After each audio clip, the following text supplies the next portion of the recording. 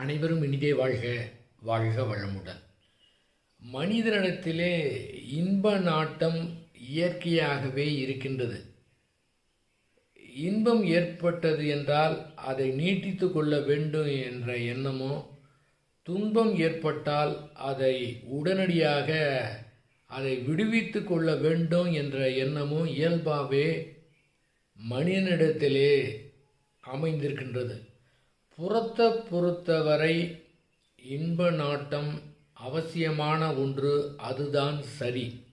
ஆனால் ஆன்மீகத்தை பொறுத்தவரையில் இன்ப நாட்டம்தான் அனைத்து கேடுகளுக்கும் மூல காரணமாக இருக்கின்றது.